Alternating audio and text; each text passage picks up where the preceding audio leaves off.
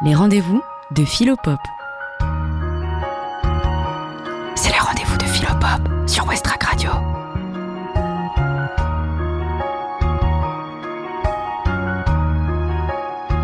Bonjour à tous. Comment expliquer qu'on tue au nom d'une religion ? Comment comprendre qu'une religion qui commande d'aimer son prochain soit à la source de crimes, de massacres et de guerres menées en son nom ? C'est là une question qui nous intrigue. Pour y réfléchir, je m'appuierai sur la lecture de Montaigne, notamment sur celle de l'essai sur la liberté de conscience qu'il a rédigé en 1578, qui se trouve au chapitre 19 du livre 2 des essais, et aussi sur le début de cet autre essai, qui s'appelle l'Apologie de Raymond Sebon, qui se trouve au chapitre 12 du même livre 2. Alors, pourquoi Montaigne ? Son époque n'est-elle pas très différente de la nôtre ? Pourquoi Montaigne ? Alors, il est vrai qu'à son époque, il n'était pas question de concevoir la liberté de conscience comme un droit fondamental de l'individu. On ne parlait pas non plus de la tolérance comme d'une ouverture à la pluralité des croyances religieuses.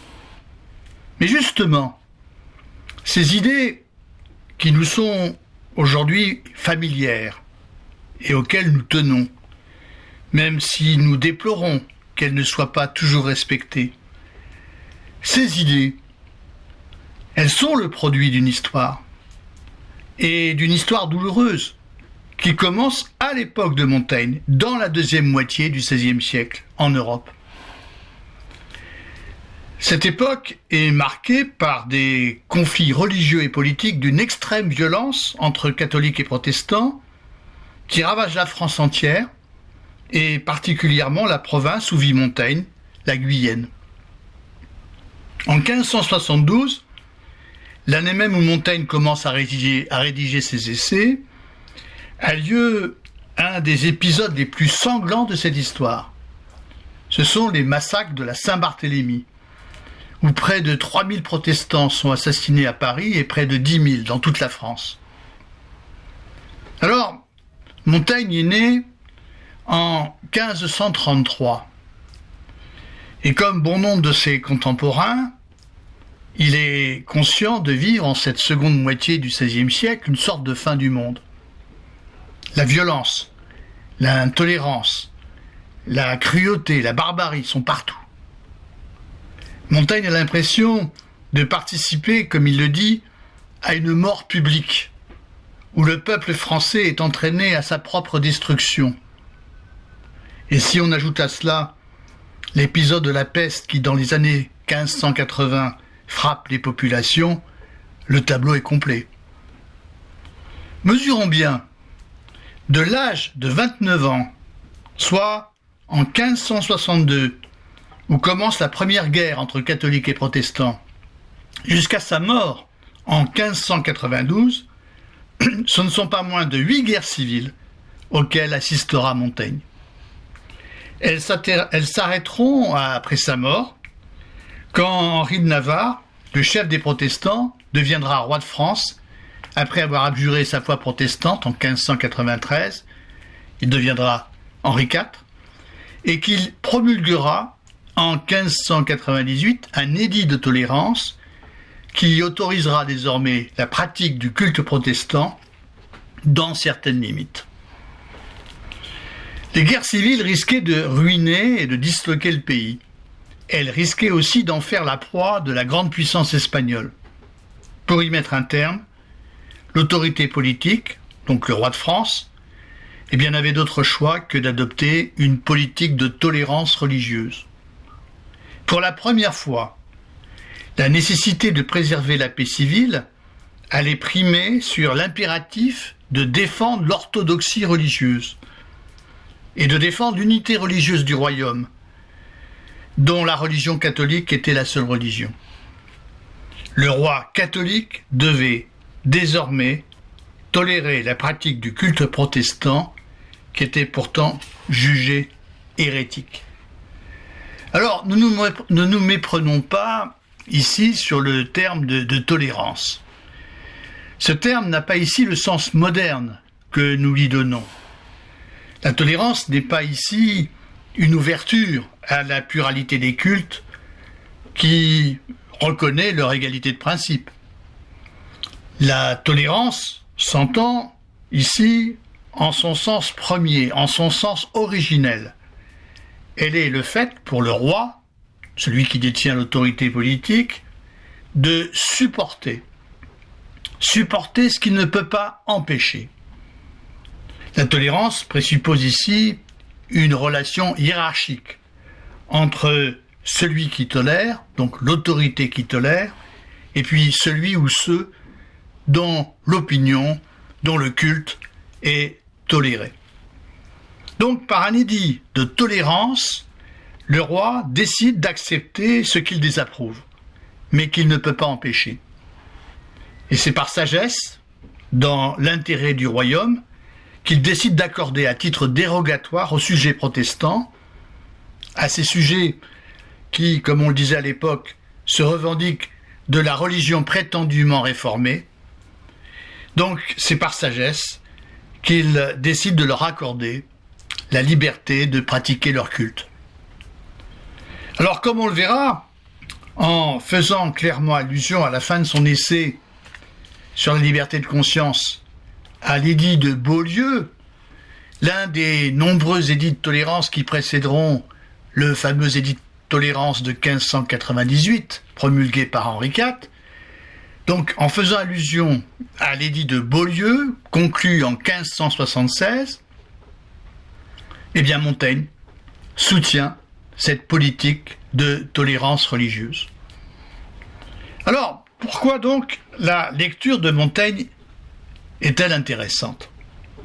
Parce qu'il est l'un des premiers à montrer qu'il ne peut y avoir de solution aux conflits religieux que par la politique et sur le terrain politique. La tolérance religieuse est d'abord une politique.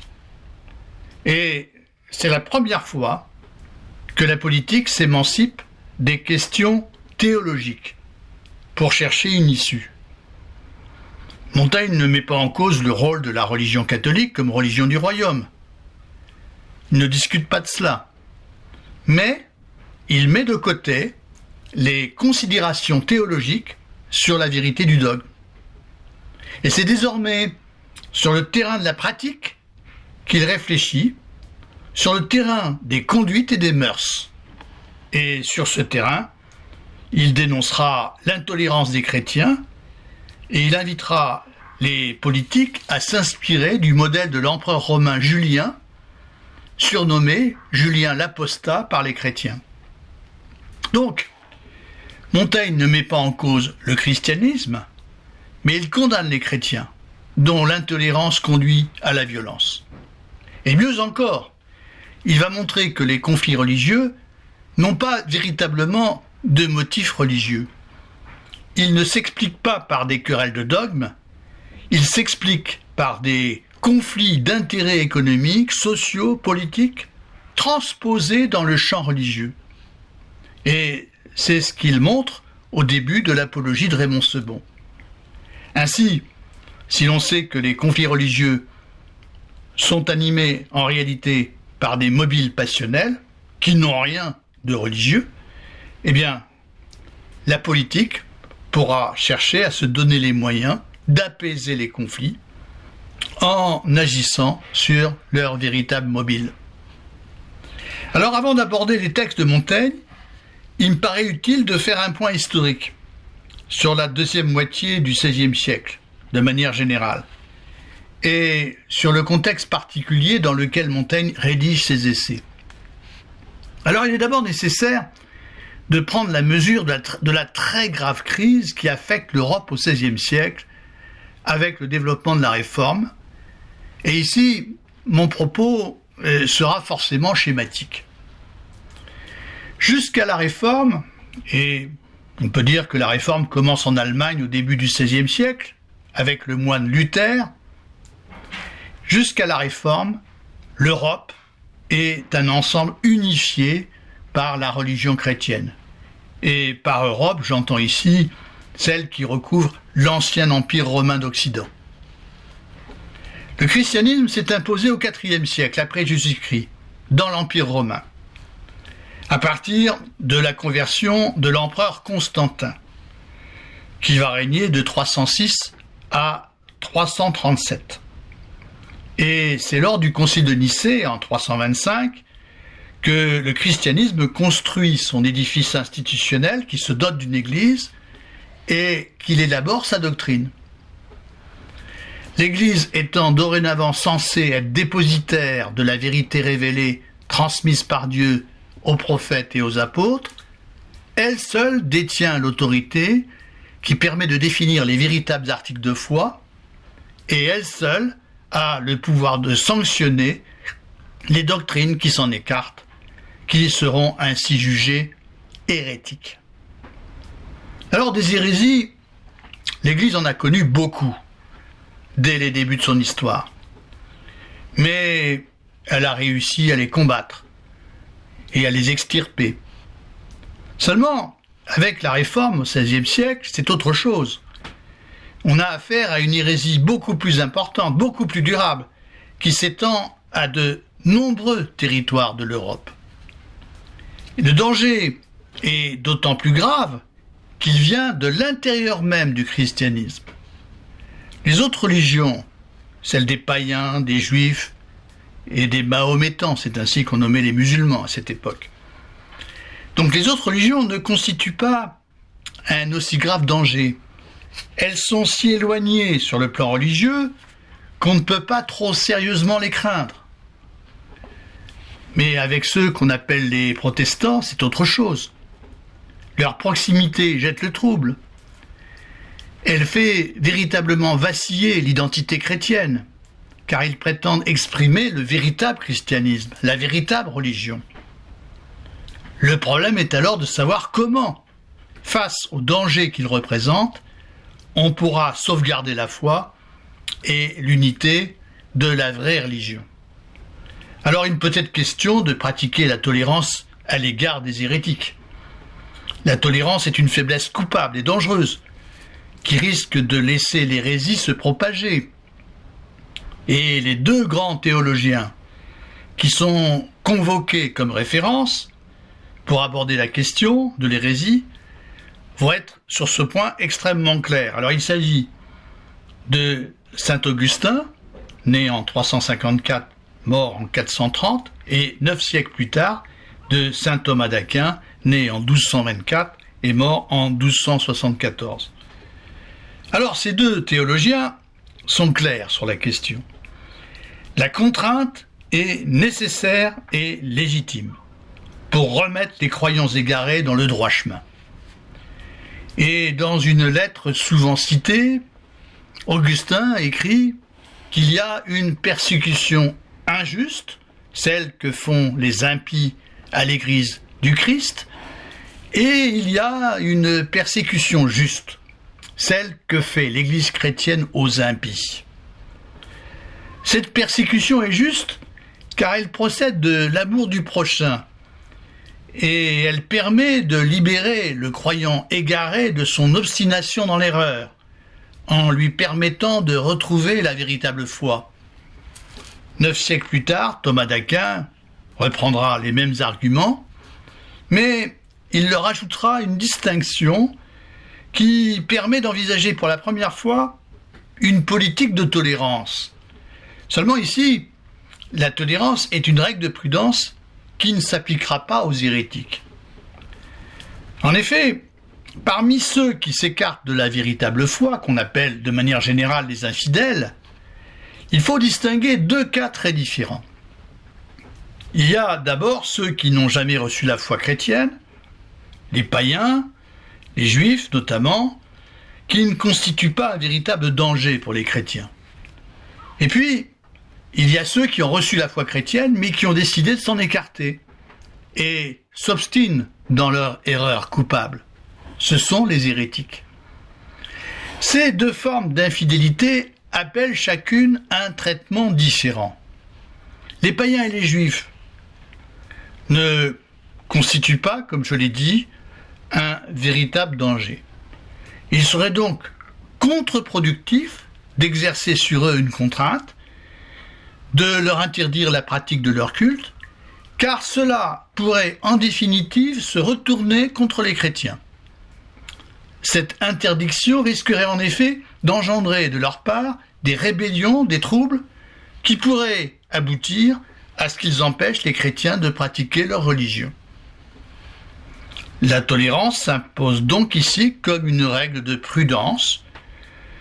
Il s'agit de supporter un moindre mal pour éviter un mal bien pire. Quant à la seconde forme d'infidélité, l'hérésie, l'intransigeance dogmatique interdit ici de concevoir la moindre tolérance. La tolérance, je l'ai dit, est ici une faiblesse coupable qui risque de laisser se propager l'hérésie. Et comme l'explique Thomas d'Aquin, l'hérétique est comparable à un faux monnayeur. Qu'est-ce que fait le faux monnayeur? En falsifiant la monnaie, il corrompt l'ensemble des échanges sociaux.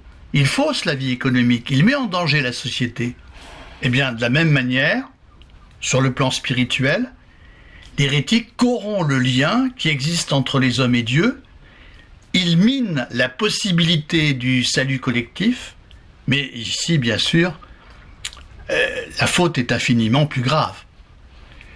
Par conséquent, l'intolérance à l'égard des hérétiques est un devoir. Alors, quel est maintenant le contexte précis dans lequel Montaigne rédige en 1578 son essai sur la liberté de conscience? Alors ici, je m'appuierai sur la lecture d'un livre de Gérald Nakam, Montaigne et son temps, qui se trouve publié dans la collection Tel Gallimard. Ce livre est un outil extrêmement précieux que je recommande. Mais avant d'examiner donc le contexte précis dans lequel Montaigne rédige son ouvrage, nous ferons une petite pause.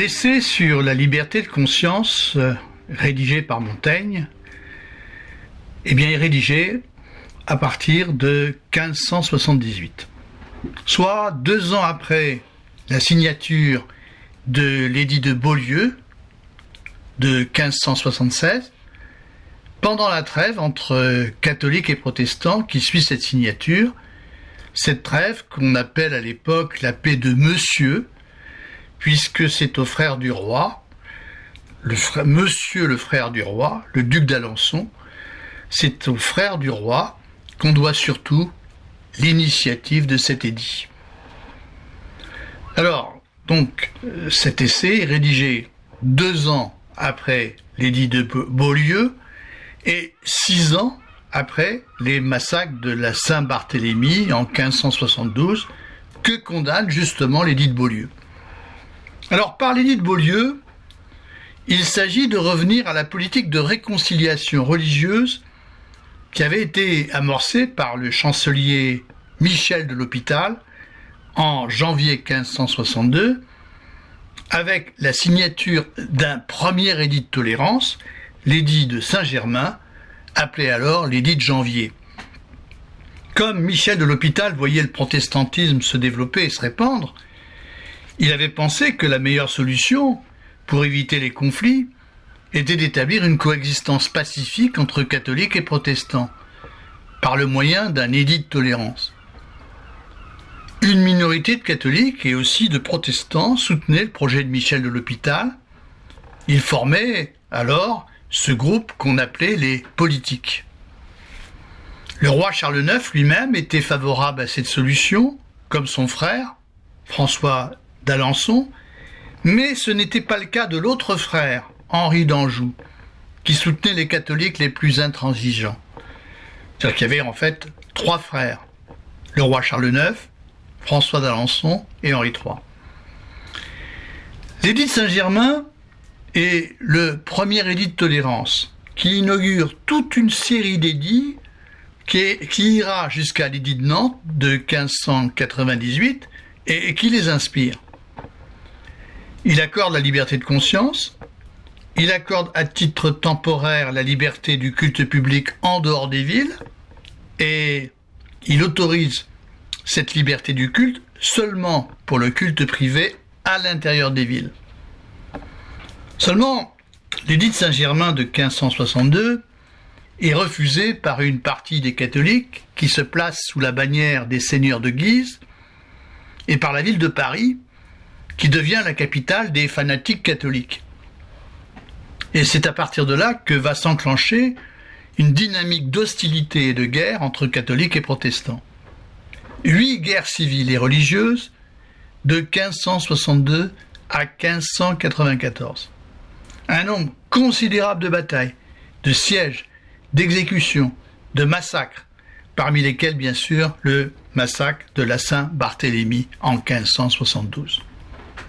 Alors quand le roi Charles IX meurt en 1574 et est remplacé par son frère Henri d'Anjou, qui devient Henri III, la reine-mère Catherine de Médicis fait pression sur lui pour éviter d'entrer dans une spirale infernale.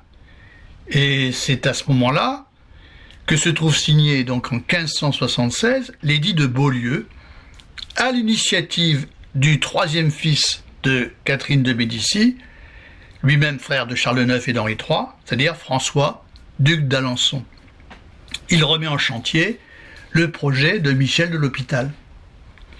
Et c'est donc dans ce contexte historique que je viens de présenter brièvement que Montaigne rédige son essai sur la liberté de conscience et à la fin de cet essai, il fait clairement allusion à l'édit de Beaulieu.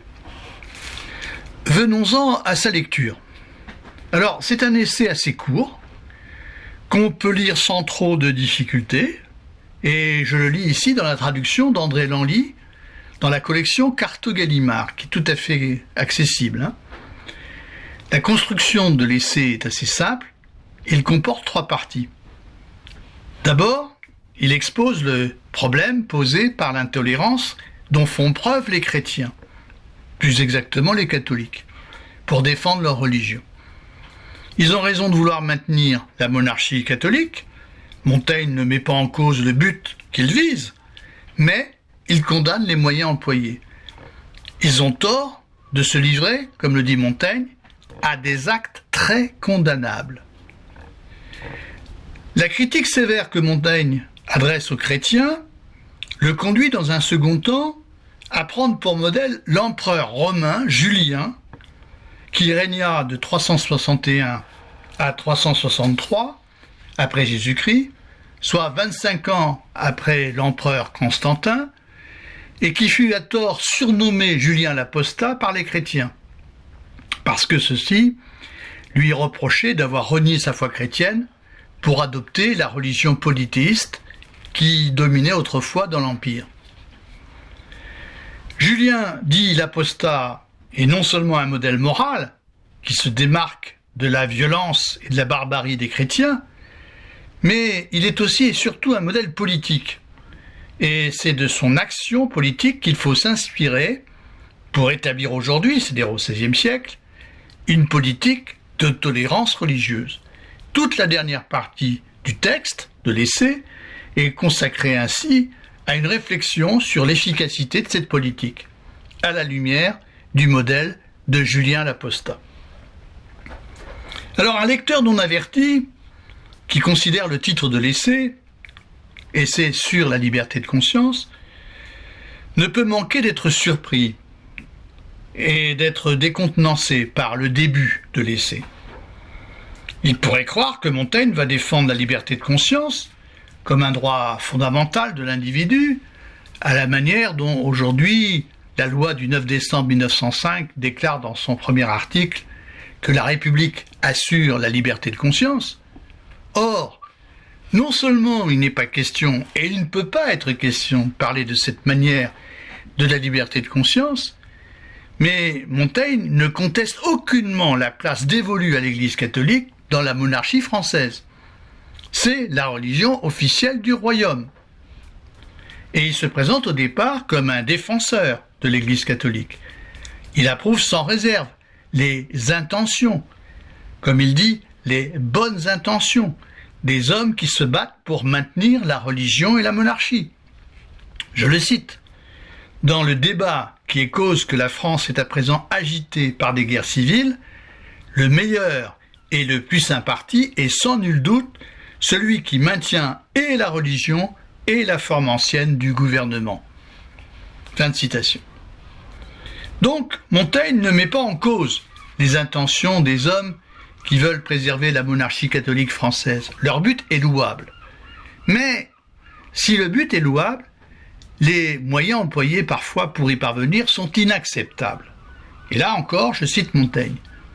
On voit beaucoup d'hommes que la passion pousse hors des bornes de la raison et à qui elle fait prendre parfois des décisions injustes, violentes et inconsidérées aussi. Et plus haut déjà, Montaigne écrivait que les bonnes intentions, si elles sont conduites sans modération, poussent les hommes à des actes très condamnables. Fin de citation. Actes très condamnables. Il faut s'arrêter ici à cette formule, dont la généralité semble destinée à éviter de nommer précisément les événements, à éviter notamment de désigner les massacres de la Saint-Barthélemy que les lecteurs de Montaigne ont tous pourtant en mémoire. Alors pourquoi ne pas les nommer? Pour couvrir les catholiques? Pour éviter de les charger? Alors s'il est vrai que pas une seule fois dans les essais Montaigne ne mentionne l'événement de ces massacres, leur présence se fait constamment sentir dans le texte des essais. Et Montaigne consacre dans le livre des essais, dans le livre 2 des essais, avant et après l'essai sur la liberté de conscience, 2 essais à la seule question de la cruauté, qui est une question qui l'obsède. Et très souvent, il évoque la barbarie des chrétiens. Ainsi, il ne s'agit certainement pas d'un silence destiné à couvrir les catholiques, et encore moins, bien sûr, d'un silence d'approbation. Il s'agit plutôt d'un refus de nommer l'inacceptable Il s'agit de la décision de ne parler désormais que de ce qui seul mérite d'être évoqué. La perspective d'une politique de tolérance religieuse, comme celle qui se présente avec l'édit de Beaulieu. Peut-être aussi s'agit-il d'un silence assez prudent. Il est sans doute assez dangereux d'évoquer directement l'événement, car cela pourrait conduire à s'interroger directement sur ses initiateurs. Il vaut peut-être mieux ici rester imprécis. Quoi qu'il en soit, la critique que fait Montaigne de l'intolérance englobe de manière générale les chrétiens. Et l'intolérance des chrétiens n'est pas seulement d'aujourd'hui, elle est déjà d'hier. Dès les premiers temps de l'Église, le zèle des chrétiens s'est montré intolérant, comme le note Montaigne. Je le cite. Il est certain que dans les premiers temps où notre religion commença à acquérir de l'autorité avec les lois, Montaigne ici évoque l'époque où la religion chrétienne devient la religion de l'Empire romain, le zèle pour elle arma beaucoup d'hommes contre toutes sortes de livres païens dont la perte afflige très profondément les gens de lettres. Et Montaigne ajoute ce commentaire: « J'estime que ce désordre a nui davantage aux lettres que tous les incendies des barbares. » Alors, on voit ici que Montaigne opère une mise en perspective historique qui aggrave l'accusation portée contre le zèle chrétien, en montrant que l'intolérance a été historiquement une constante chez les chrétiens, dès que le christianisme a disposé pour lui de l'autorité politique, en expurgeant les textes païens des passages qui leur déplaisent, parce qu'ils contiennent, comme dit Montaigne, 5 ou 6 malheureuses phrases contraires à notre foi. Les chrétiens ont beaucoup plus nui aux lettres que les incendies allumés par les barbares. Et Montaigne ici affirme ouvertement que les chrétiens se sont montrés souvent plus barbares que ceux qu'on appelait les barbares, en s'en prenant à des œuvres. Et c'est la même intolérance qui les a conduits à décerner des louanges sans fondement à tous les empereurs romains qui leur étaient favorables et à condamner sans discernement les actions de ceux qui étaient hostiles à la religion chrétienne. Et parmi ces derniers, il y a l'empereur Julien, surnommé l'apostat par la tradition chrétienne. Alors c'est là bien sûr une manière d'introduire la figure de Julien, de l'empereur Julien, dont le portrait va occuper le centre du chapitre. Alors ce portrait montre 3 choses. Il montre d'abord les vertus exemplaires de Julien. Il permet ensuite de laver Julien des accusations injustes portées contre lui par les chrétiens et de montrer qu'il était dans sa jeunesse victime lui-même de leur intolérance. Et il montre enfin qu'il est un grand homme politique qui sait faire usage de ce que Montaigne appelle la recette de la liberté de conscience et qui parvient à instaurer la paix civile en pratiquant une politique de tolérance religieuse. Donc, voyons ces 3 points. Mais d'abord, qui est Julien ? Julien, dit l'apostat, est à la fois empereur et philosophe. Il est né en 331, après Jésus-Christ, et il meurt sur le champ de bataille en 363. Il a exercé assez longtemps la fonction de gouverneur en Gaule, à Lutèce, de 355 à 361, puis il a été proclamé empereur romain et a exercé cette fonction de 361 à 363. Cet empereur était aussi un philosophe qui a écrit des discours et des traités que l'on découvre à la Renaissance. Et parmi ces textes, on trouve une critique du christianisme dans un texte qui s'appelle « Contre les Galiléens », et c'est ainsi qu'il nommait les chrétiens. En choisissant la figure de Julien l'apostat, Montaigne n'est pas particulièrement original. La figure de Julien exerçait une fascination sur les écrivains et les érudits européens de la Renaissance. Mais Montaigne va très loin dans son éloge de Julien. Il en fait une sorte de saint païen au milieu d'un monde de chrétiens barbares. Julien est présenté par lui comme l'incarnation de la vertu antique que le monde chrétien est incapable d'imiter. Je cite Montaigne.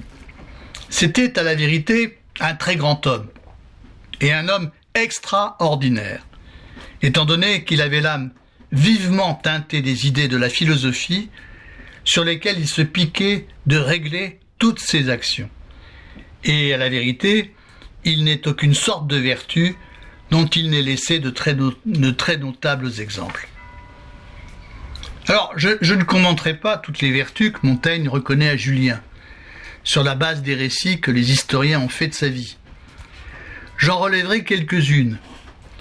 Je relèverai d'abord son sens de la justice. Il prenait lui-même la peine d'entendre les parties, écrit Montaigne, afin de régler les différends de manière équitable. Il faisait preuve d'une grande impartialité, puisque malgré son hostilité à l'encontre de la religion chrétienne, il ne traitait pas injustement les chrétiens. Je note encore son courage, sa compétence militaire, sa rigueur. C'est un grand capitaine qui ne craint pas d'affronter l'ennemi. Il a une grande discipline de vie qui lui permet à la fois d'étudier et de s'occuper de son armée. On relève encore sa modération. Julien se montre, écrit Montaigne, d'une impassibilité philosophique. Il ne se laisse pas emporter par des réactions impulsives lorsqu'un jour il est insulté par un évêque chrétien. Il se conduit comme un sage stoïcien face au péril de la mort. Donc, voilà un portrait élogieux de Julien qui, effectivement, met en avant ici un modèle moral. Mais le portrait de Julien permet aussi à Montaigne de couper court à un certain nombre de légendes propagées par les chrétiens sur Julien. Notamment la légende de son apostasie. Il absout Julien de l'accusation d'apostasie que les chrétiens ont portée contre lui. Je cite ici Montaigne. On l'a surnommé apostat parce qu'il avait abandonné notre religion. Toutefois, l'opinion qui me semble la plus vraisemblable, c'est qu'il ne l'avait jamais eu à cœur, mais que pour obéir aux lois, il avait dissimulé ses sentiments jusqu'au jour où il fut maître de l'Empire. Ainsi, non seulement Julien n'aurait pas été apostat, mais encore il aurait été victime de la persécution des chrétiens dans sa jeunesse, condamné à dissimuler sa véritable religion, exactement comme c'était le cas des Juifs contraints de dissimuler leur foi en Espagne au XVIe siècle pour ne pas être arrêtés par l'Inquisition. Ces Juifs qu'on appelait les maranes. D'ailleurs, entre parenthèses, ici, on peut signaler que la famille maternelle de Montaigne est d'origine juive. Et il est probable que les ascendants de Montaigne, du côté maternel, aient été des Juifs maranes. Mais je ferme cette parenthèse. Ainsi, ce Julien, que la tradition chrétienne surnomme l'apostat, se révèle un homme contraint de cacher sa véritable foi dans sa jeunesse pour échapper à l'intolérance religieuse des chrétiens. On peut alors comprendre qu'une fois placé par les circonstances à la tête de l'Empire romain, il décide de pratiquer sa véritable religion au grand jour et qu'il cherche à la rétablir dans l'Empire. Mais je ferai maintenant une petite pause et nous reprendrons ensuite le portrait de Julien.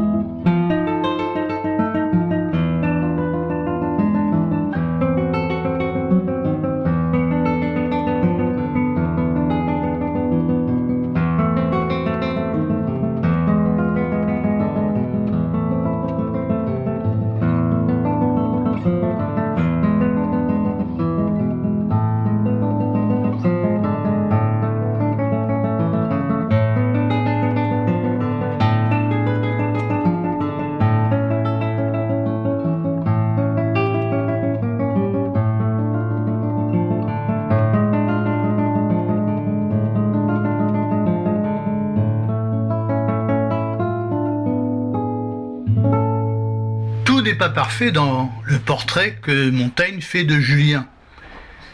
Montaigne se moque volontiers de sa superstition. Il est l'adepte de sacrifices animaux. Je le cite, « S'il avait remporté la victoire contre les Parthes, dit-on, il aurait fait tarir la race des bœufs dans le monde pour satisfaire aux besoins de ses sacrifices. » Montaigne écrit encore que Julien était embabouiné, selon le texte originel, par la science de la divination. Alors ce verbe est assez drôle. Il signifie que Julien cédait au prestige de la science de la divination comme s'il était séduit par les grimaces d'un babouin. Mais si Julien massacre des animaux pour satisfaire au rite de sa religion païenne, il n'use aucunement de la violence contre les chrétiens. Il leur est hostile, mais son hostilité se borne à leur défendre l'accès des écoles et à leur interdire d'enseigner. Et comme l'écrit l'historien Eutrope, qui fut témoin des actions de Julien, il était ennemi de la chrétienté, mais sans toucher au sang. Et c'est là toute la différence de Julien d'avec les chrétiens, du moins d'avec certains chrétiens, dont il avait expérimenté, dit Montaigne, la cruauté. Je cite Montaigne.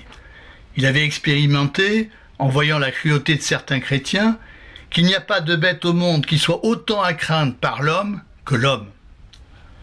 Ainsi, c'est la cruauté des chrétiens qui révéla à Julien que l'homme peut être un loup pour l'homme et qu'il n'y a pas de bête plus dangereuse pour l'homme que l'homme lui-même.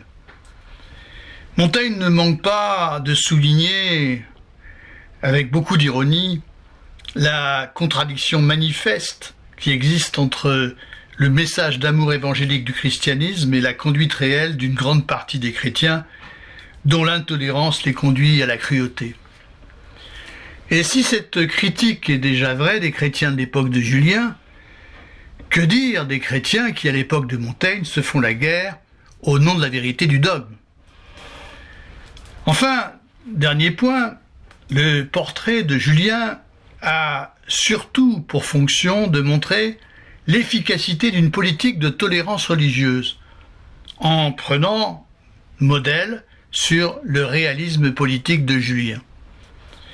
Toutefois, si c'était là la fonction de ce portrait, il n'occuperait pas une place aussi importante dans l'essai de Montaigne. Par sa dimension morale, Julien, le portrait de Julien, dépasse la seule question de l'efficacité politique de la tolérance religieuse qui est traitée à la fin de l'essai. Julien est un homme admirable, non seulement parce que, comme on l'a vu, il témoigne de vertus exemplaires dont les chrétiens sont incapables, mais aussi par son respect de la liberté de conscience des autres hommes. Même s'il est hostile au christianisme, Julien ne persécute pas les chrétiens, il ne les empêche pas de pratiquer leur religion. Et avant d'utiliser la liberté de conscience comme une recette, c'est le terme utilisé par Montaigne, avant de s'en servir comme d'un instrument qui lui permet de renforcer son pouvoir politique, il y a déjà chez Julien un respect de la liberté de conscience. Il fait déjà de ce respect une règle morale pour lui-même. Mais bien sûr, Julien n'est pas seulement un modèle moral, il est aussi, par son action, un modèle politique. Il administre ici une leçon de réalisme politique. Et c'est sous cet aspect qu'il intéresse Montaigne à la fin de l'essai sur la liberté de conscience. C'est du point de vue de l'intérêt du pouvoir politique que la liberté de conscience et la tolérance religieuse sont dorénavant abornées. Ce qui intéresse Julien en tant qu'empereur, ce sont en effet les effets politiques bénéfiques qu'elles peuvent avoir pour son pouvoir. Ainsi, s'il reconnaît à tous les sujets la liberté de conscience, c'est dans son intérêt. C'est pour favoriser la pluralité des convictions et augmenter ainsi les divisions entre les chrétiens, afin de les empêcher de s'unir par un sentiment commun contre son pouvoir. Je cite ici le texte. Pour parvenir à son but, comme il avait trouvé à Constantinople le peuple désuni avec les prélats de l'église chrétienne divisés, il les fit venir devant lui au palais et les avertit, en insistant vivement d'avoir à mettre en sommeil ces dissensions civiles, et il leur demanda que chacun, sans obstacle et sans crainte, servit sa religion. Et comme l'explique ensuite Montaigne, Julien espérait ainsi que cette liberté augmenterait les factions et les intrigues de la division et empêcherait le peuple de s'unir contre lui. Or, c'est le même souci de réalisme politique qui anime aujourd'hui la politique des rois de France en 1576. Rois de France qui promulguent des édits de tolérance comme l'édit de Beaulieu. Eux aussi se servent de la liberté de conscience comme d'une recette, comme d'un instrument. Mais cette recette est ambivalente. Elle peut aussi bien servir à diviser et à nourrir la dissension civile qu'à l'éteindre. Les rois de France comptent sur elle pour apaiser les conflits, mettre un terme à la guerre civile, alors que Julien, comme on l'a vu, au contraire, attendait d'elle qu'elle divise tous ceux qui risquaient de s'opposer à son pouvoir. Ainsi, il n'est pas certain qu'une politique de tolérance religieuse ait vraiment les effets escomptés, qu'elle parvienne, au moment où écrit Montaigne, à enrayer la violence des sectes fanatiques qui sont prêtes à en découdre et sont déterminées à se détruire mutuellement. Quoi qu'il en soit, il reste que c'est désormais sur le terrain d'une réflexion sur l'efficacité de la politique de la tolérance qu'il faut avancer pour envisager les chances de préserver la paix civile. Aussi, ainsi, à la fin de l'essai, Montaigne organise une sorte de discussion qui reflète probablement les discussions de l'époque pour évaluer l'efficacité d'une politique de tolérance. Les effets de cette politique sont-ils bénéfiques ou nuisibles? La discussion a totalement abandonné, comme on l'a vu, le terrain spécifiquement religieux. Elle ne porte plus sur la question de la vérité des dogmes. Il ne s'agit plus de savoir si tel ou tel culte est légitime, s'il faut interdire celui qui est hérétique. La discussion porte sur les risques encourus par l'autorité politique en pratiquant une politique de tolérance religieuse, ou comme l'écrit Montaigne, en lâchant la bride aux partis et en leur permettant d'entretenir leurs opinions. Deux thèses s'affrontent ici. Pour les uns, ce sont sans doute les catholiques intransigeants, lâcher la bride aux partis, leur permettre d'entretenir leurs opinions, c'est répandre et semer la division. Une telle politique est dangereuse et risque de mener au chaos. Pour les autres, et ici on peut reconnaître parmi eux ceux qu'on appelle les politiques, qui sont d'accord avec le projet de Michel de l'Hôpital. Donc pour les autres, cette politique est au contraire une politique d'apaisement qui ôte tout prétexte à la rébellion. Elle permet, ce sont les termes de Montaigne, elle permet d'amollir les opinions, d'en émousser l'aiguillon.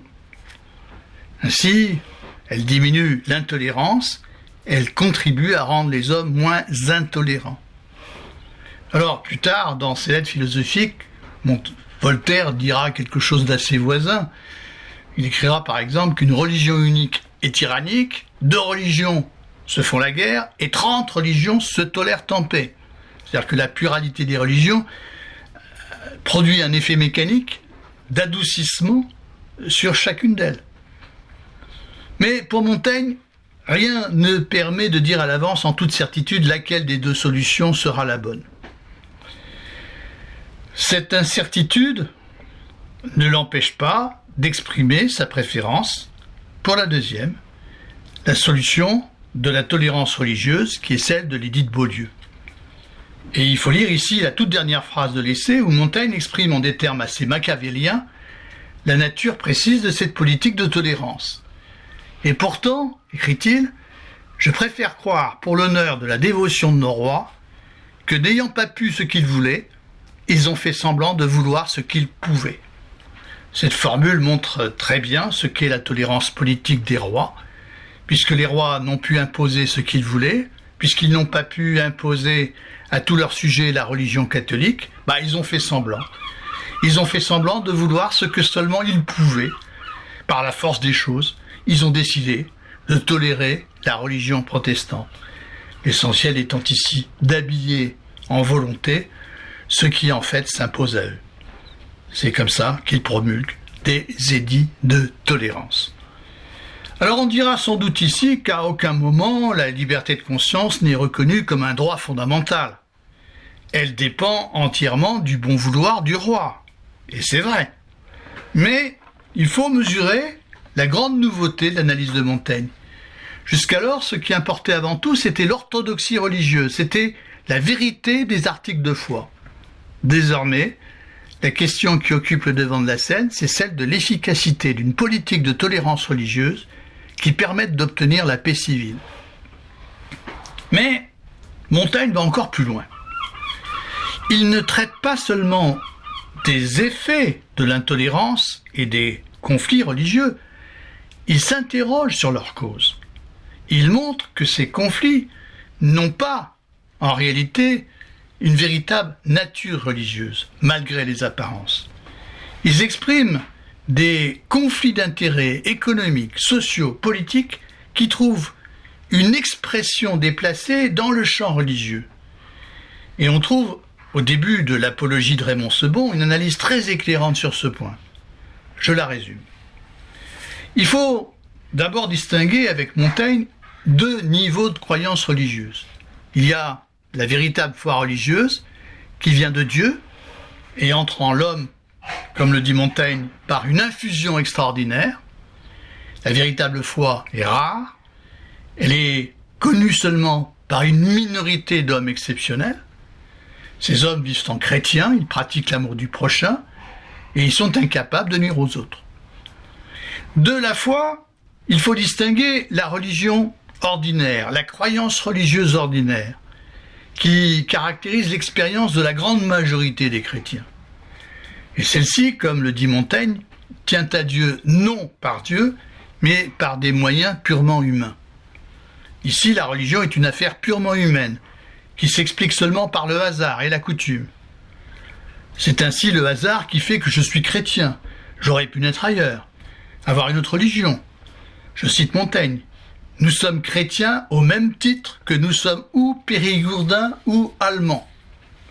Et puis, c'est la coutume qui fait que nous accordons autorité et valeur à la religion que nous avons reçue par éducation. Or, les hommes confondent les deux. Ils confondent la foi véritable, dont seule la vérité est absolue, et n'a de réalité que par la pratique, et puis la croyance religieuse ordinaire, qui ne se manifeste que par des usages et par des discours. Discours que les chrétiens prétendent faire valoir comme des dogmes vrais et universels, alors qu'ils ne sont que des opinions seulement relatives, et qu'ils prétendent imposer dogmatiquement, et parfois par la violence, aux autres hommes. Comme l'explique Montaigne, la plupart des chrétiens ordinaires se font croire qu'ils croient. Ils sont sincères, ils croient sincèrement qu'ils ont la foi, mais ils se font illusion sur ce qu'ils croient être la foi. S'ils avaient vraiment la foi, ils pratiqueraient toujours l'amour du prochain, ils ne seraient pas intolérants. Or, ce n'est pas le cas. Donc, les chrétiens n'ont pas la foi. Ce qui anime en vérité la croyance religieuse ordinaire, ce sont des motivations passionnelles que les hommes prennent pour du zèle religieux. À partir de là, on peut comprendre ce qu'est la nature réelle des conflits religieux, la nature réelle des violences commises au nom de la religion. On ne peut pas prendre au sérieux les raisons religieuses invoquées, les querelles théologiques avancées de part et d'autre, par les catholiques et les protestants, pour se faire la guerre. On ne peut pas prendre au sérieux ces hommes qui prétendent mourir, et même aller jusqu'au martyre, ou tuer encore d'autres hommes, en invoquant Dieu.